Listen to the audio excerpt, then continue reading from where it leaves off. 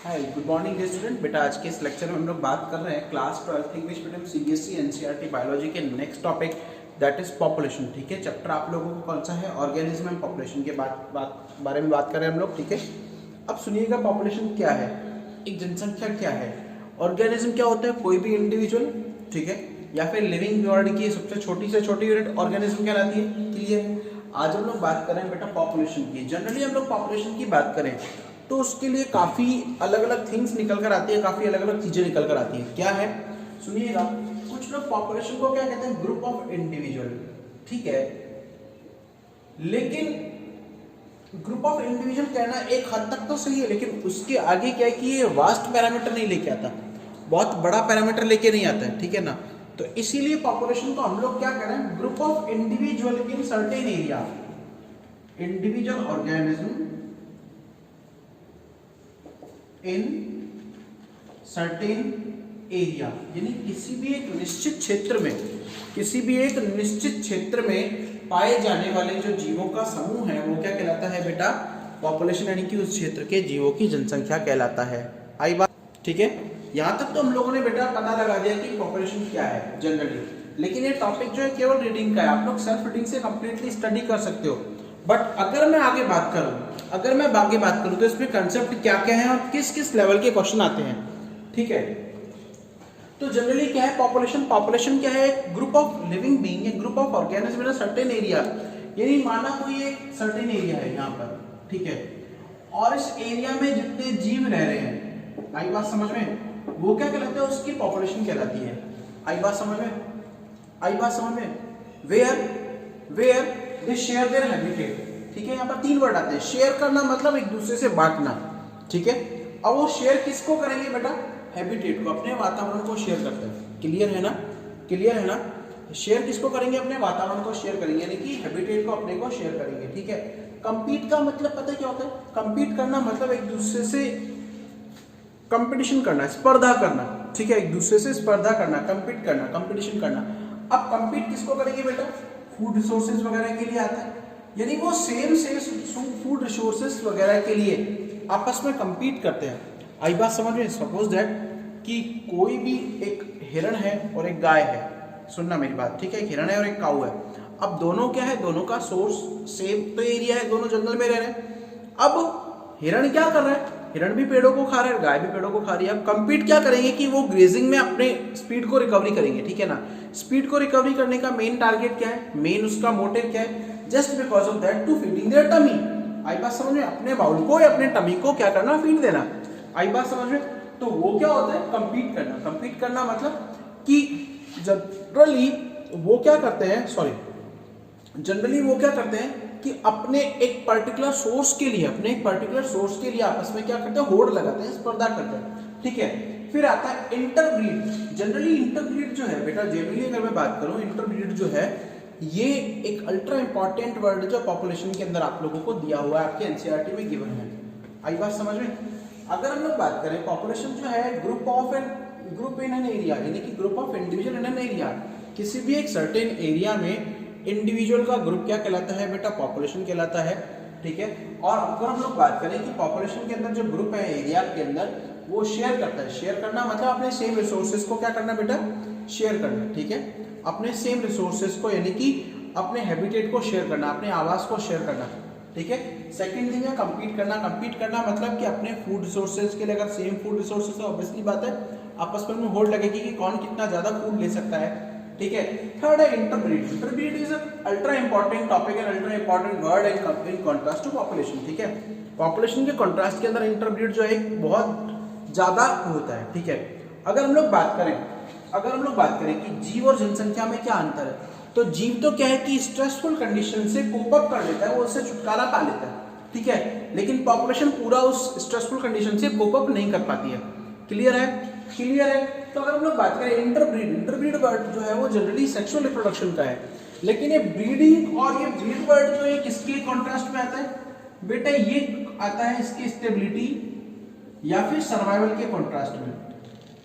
अब सर्वाइवल करना क्या होता है? कोई भी जाति है पृथ्वी पर आई, अब वो क्या कर रही है? इस अर्थ के ऊपर अपनी स्टेबिलिटी कर रही है, यानी कि रिप्रोड्यूस कर रही है, अपने नंबर ऑफ लिविंग बीइंग को बढ़ा रही है। ठीक है, वो क्या कहलाता है आप लोगों का स्टेबिलिटी। अब ठीक है, जो एंसेस्टर्स है वो तो पास आउट हो गए, वो यहाँ से चले गए, उनकी डेथ हो गई, लेकिन डेथ होने के बाद जो है, लेकिन अभी उनकी ब्रीड तो चल रही है, तो कोई भी ब्रीड है अपने आप को क्या करती है यहाँ पर स्टेबल करती है अर्थ के ऊपर by the means of reproduction. ठीक है, and there are two methods of reproduction, that means कौन कौन सी है, सेक्सुअल और एसेक्सुअल। ठीक है, यहाँ पर एक वर्ड आपको एनसीईआरटी बुक में मिलेगा, रिप्रोडक्टिव फिटनेस। फिटनेस का मतलब पता है क्या है कि वो the species that are capable to reproduce their young ones. ठीक है, वो इसके अंदर क्या आती है कि ये आता है कॉन्ट्रास्ट में किस फेज में, कि प्रजातियां जो अपने यंग वंस को प्रोड्यूस करने के लिए कैपेबल हैं। ठीक है, अदरवाइज कुछ ऐसे होते हैं जिनके यंग वंस बनते तो है लेकिन उनकी डेथ हो जाती है, वो सर्वाइव नहीं कर पाते। ठीक है, तो रिप्रोड्यूस करने के बाद survival is must be mandatory, survival जो है वो बहुत ज्यादा जरूरी है। आई बात समझ में? अब सर्वाइवल के लिए कौन सा मेथड आता है, that is the main method is that natural selection, nature's का सिलेक्शन। आप लोगों ने शायद क्लास 10th में पढ़ा होगा कि नेचर सिलेक्शन जो वो चार्ल्स डार्विन ने दिया था, उन्होंने बोला था कि उन्होंने इसमें एक वर्ड दिया था एडप्टिव कैरेक्टर्स या अडप्टेशंस का नाम दिया था।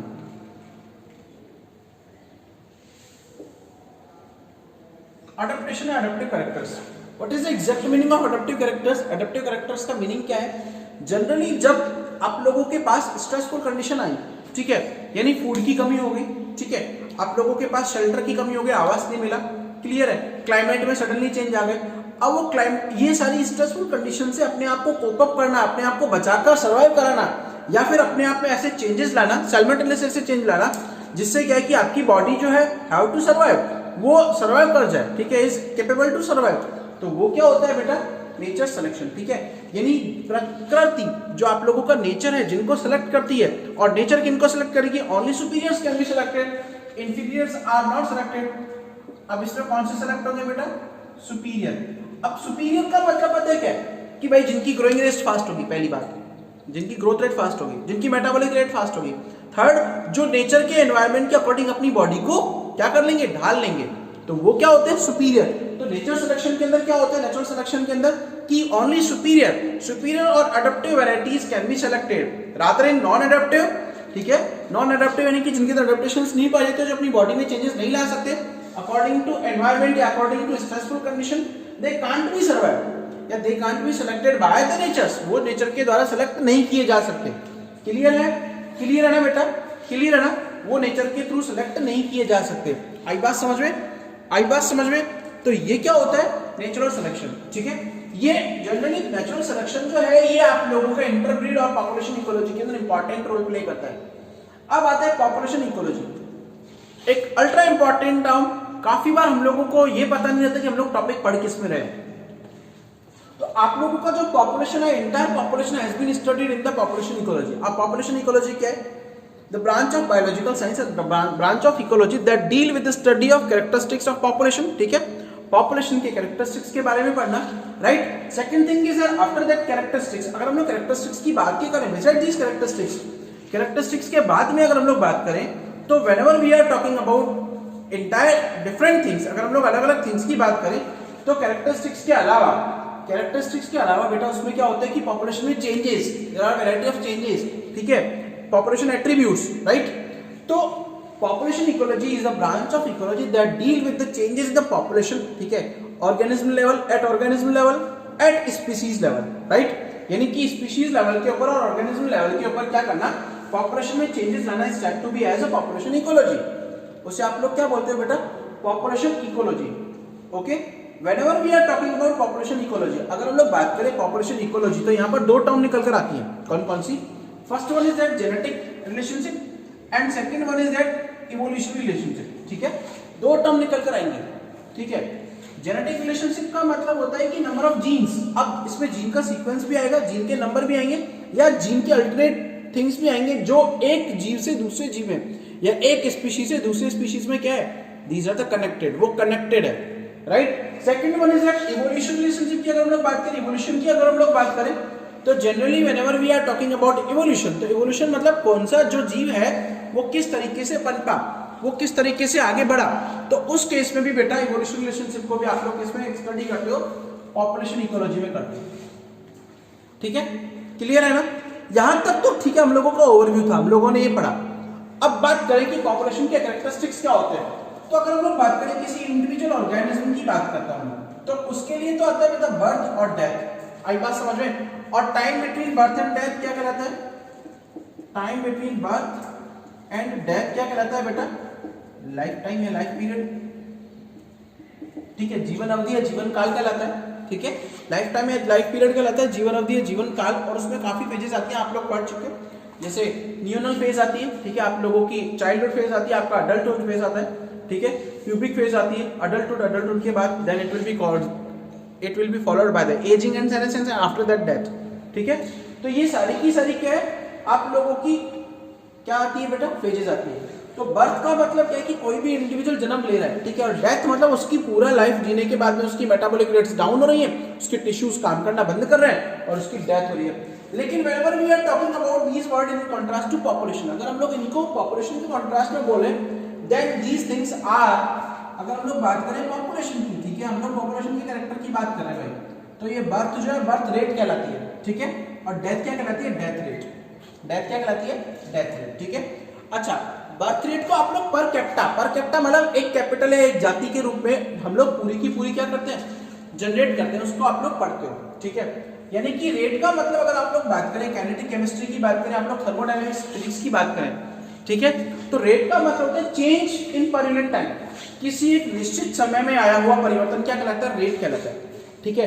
अब बर्थ रेट की अगर हम लोग बात करें तो क्या होता है, birth rate is going to be said as the number of individuals, ठीक है, बर्थ रेट क्या होती है, birth rate is going to be said as the number of individual that are taking birth in a certain time period, किसी एक निश्चित समय में जन्म लेने वाले जीवों की संख्या क्या कहलाती है बेटा, उसकी बर्थ रेट कहलाती है, ठीक है। अब बर्थ रेट वो कहलाती है, डेथ रेट क्या है, same as it is number of individual that are died in a certain time period, किसी एक निश्चित समय में दिए गए या मरने वाले जीवों की संख्या क्या कहलाती है, डेथ रेट। अगर मैं बात करूं बर्थ रेट की, अब सुनना मेरी बात, सपोज दैट कि कोई प्रजाति जिसमें 10 जीव थे, अब आफ्टर 1 मंथ, एक महीने के बाद उसमें कितने हो गए, 12 हो गए, कितने हो गए, 12, यानी कितनी हुई, +2 की हो गई, ठीक है, +2 की हो गई, क्लियर है। अब +2 जो है टोटल कितने हुए, 12, यानी कि 2 जो है नए आए, चेंज ने 2 का आया और 10 का, अब 2 को 10 में 10 को डिवाइड कर दो, 0.5% हो गई, ठीक है। इस तरीके से आप लोग बर्थ रेट निकालोगे। सेम है, अगर डेथ रेट की बात करूं तो डेथ रेट के अंदर क्या है भाई, मैं कहीं पे गया तो शुरुआत में मुझे कहते हैं वहां पर 50 जीव थे, लेकिन 5 जो वो कम हो गए, टोटल कितने बचे, 45, 5/50 यानी कि 0.1% की आ गई बेटा डेथ रेट, क्लियर है। तो ये क्या है आप लोगों का बर्थ रेट और डेथ रेट, यानी कि एक निश्चित समय में जीवन जीने वाले जन्म लेने वाले जीवों की संख्या बर्थ रेट, और उसका अपोजिट क्या होता है, डेथ रेट, क्लियर है। सेक्स रेशियो के अंदर क्या होता है बेटा, generally number of male and female individuals, ठीक है, number of male and female individuals. अगर हम लोग बात करें ह्यूमन बीइंग के सेक्स रेशियो की, तो ह्यूमन बीइंग की अगर हम लोग बात करें, ठीक है, मैं ह्यूमन पॉपुलेशन में बात कर रहा हूं, तो सेक्स रेशियो में क्या कहलाता है, नंबर ऑफ मेल का नंबर है n पर 1000, प्रति 1000 के अंदर जो मेल का नंबर है वो क्या कहलाता है, सेक्स रेशियो, ठीक है ना, यानी कि किसी भी number of female individual in पर 1000 पॉपुलेशन, ठीक है ना, प्रति 1000 में महिलाओं में पुरुषों की जो संख्या है वो क्या कहलाता है, उसका सेक्स रेशियो कहलाता है, क्लियर है, ओके। अब बात आते हैं एज डिस्ट्रीब्यूशन की बात करते हैं। एज डिस्ट्रीब्यूशन का मतलब होता है कि जो उम्र है, उम्र का निर्धारण है, उम्र का आप लोग किस तरीके से डिस्ट्रीब्यूट करोगे। तो एज की डिस्ट्रीब्यूशन को भी आप लोग परसेंटेज के रेशियो में करते हैं, ठीक है, हम लोग परसेंटेज के रेशियो में काउंट करते हैं, याद रखना। अब हमारे जो यहाँ पर कोई भी आप लोगों की नॉर्मली कोई भी स्पीशीज है, किसी भी पॉपुलेशन के अंदर कोई भी स्पीशीज है, उसमें 3 टाइप की एज होती है, that is pre reproductory age, ठीक है, यानी जन्म से पूर्व की जनन पूर्व अवस्था। सेकंड है रिप्रोडक्टरी, जिसे आप लोग अडल्ट एज बोलते हो, ठीक है, और थर्ड है पोस्ट रिप्रोडक्टरी एज, यानी कि अडल्ट के बाद की एजिंग और सीनेसेंस वाली एज। तो जनरली अगर हम लोग बात करें एज डिस्ट्रीब्यूशन की, तो ये आप लोग एज कर्व के थ्रू आसानी से पढ़ सकते हो। एज कर्व क्या है, ठीक है ना, वो सुनिएगा मेरी बात, ओके। एज पिरामिड्स क्या है, एज कर्व नहीं, एज पिरामिड्स क्या है।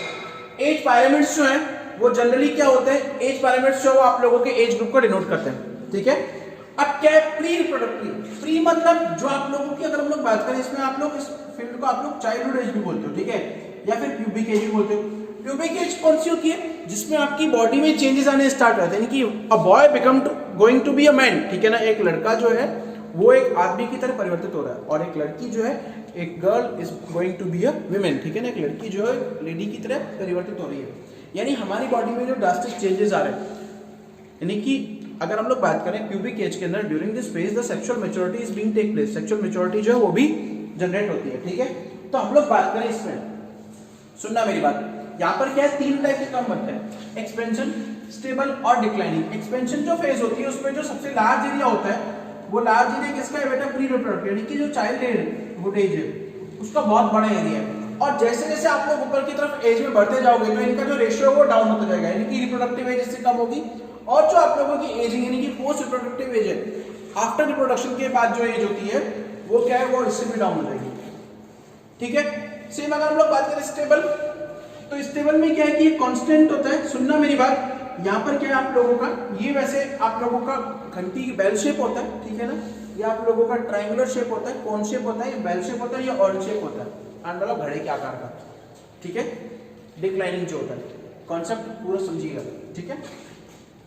जो स्टेबल फेज है, स्टेबल फेज में क्या है कि आप लोगों की जो एक स्टेबल स्टेज आती है रिप्रोडक्टिव और रिप्रोडक्टिव दोनों के अंदर, और एक जो आप लोगों की लास्ट वाली फेज है उसमें भी एक स्टेबिलिटी जनरेट हो जाती है, ठीक है। तो ये जो है स्टेबल पिरामिड वो किस तरीके का होगा बेटा? ये होता है जनरली बेल शेप, ठीक है। ये होता है कोन शेप, और ये आप लोगों का डिक्लाइनिंग है, ये क्या होता है? आर्म शेप होता है, घड़े के आकार का होता है, क्लियर है। यहाँ पर क्या होगा, यहाँ पर जो रिप्रोडक्टिव एज है वो बहुत ज्यादा होती है, ठीक है ना। उसके कॉन्ट्रास्ट में यहाँ जब आप लोग नीचे और ऊपर की तरफ जाओगे तो परसेंटेज रेशियो क्या है, डाउन हो जाता है। ओके, अब बात करते हैं कि पॉपुलेशन जो है, पॉपुलेशन हमें स्टेटस के बारे में बताती है, एक इंपॉर्टेंट चीज है, यानी कि स्टेटस यानी कि नंबर ऑफ लिविंग बीइंग के बारे में बताती है। अब वो स्मॉल भी हो सकता है और लार्ज भी, यानी कि नंबर ऑफ लिविंग बीइंग कम भी हो सकते हैं और ज्यादा भी हो सकते हैं। आई बात समझ में? आगे बात कर रहे हैं हम लोग पॉपुलेशन डेंसिटी। अगर पॉपुलेशन आप लोग पढ़ रहे हैं तो उसके कॉन्ट्रास्ट में अल्ट्रा इंपॉर्टेंट टॉपिक है पॉपुलेशन डेंसिटी का। डेंसिटी का मतलब होता है घनत्व, घनत्व का मतलब number of population in a certain area, ठीक है। एक निश्चित क्षेत्र में पाए जाने वाले जनसंख्या है, जीवों की संख्या क्या कहलाती है? पॉपुलेशन डेंसिटी कहलाती है। अब इसके मैंने एग्जाम्पल लिए बेटा, 2 एग्जाम्पल मैंने इसको दिए, पार्थेनियम की और बेनियन ट्री की। अगर सपोज दैट कि कोई एरिया है, सुनना मेरी बात, तो पार्थेनियम तो क्या है, गाजर कहां से, कैरेट कहां से, बहुत ज्यादा अमाउंट के अंदर होगी। और सेम एज इट इज अगर बरगद का पेड़ की बात करें तो बरगद का पेड़ क्या है बेटा, एक अकेला ही होता है। तो नंबर, डेंसिटी का मतलब होता है नंबर ऑफ लिविंग बीइंग, ठीक है ना। डेंसिटी का मतलब, घनत्व का मतलब क्या होता है कि किसी भी एक सर्टेन एरिया में कितनी ज्यादा अधिकता है, कितने ज्यादा नंबर्स हैं, वो क्या कहलाती है? उसकी डेंसिटी कहलाती है। वो क्या कहलाती है? जनरली उसकी डेंसिटी कहलाती है। आफ्टर दैट अगर हम लोग बात करें कि डेंसिटी को और पॉपुलेशन डेंसिटी को आप लोग किस तरीके से काउंट करते हो, तो ट्रीज वगैरह की अगर हम लोग बात करें तो ट्रीज को आप रिलेटिव मैनर में काउंट कर लेते हो, जैसे कि भाई यहाँ पर एक जैसे ट्रीज दिखने वाले, ठीक है। टाइगर की अगर हम लोग बात करें, टाइगर की संख्या को आप लोग किससे काउंट करोगे? पॉपुलेशन काउंटिंग वगैरह के। तो टाइगर जो उनके पगमार्क यानी कि उनके पंजे वगैरह के निशान से, ठीक है, उनके फेकल मैलेट यानी कि जो वो एक्सक्रीटा कर रहे हैं उनसे आप लोग पता लगा सकते हो।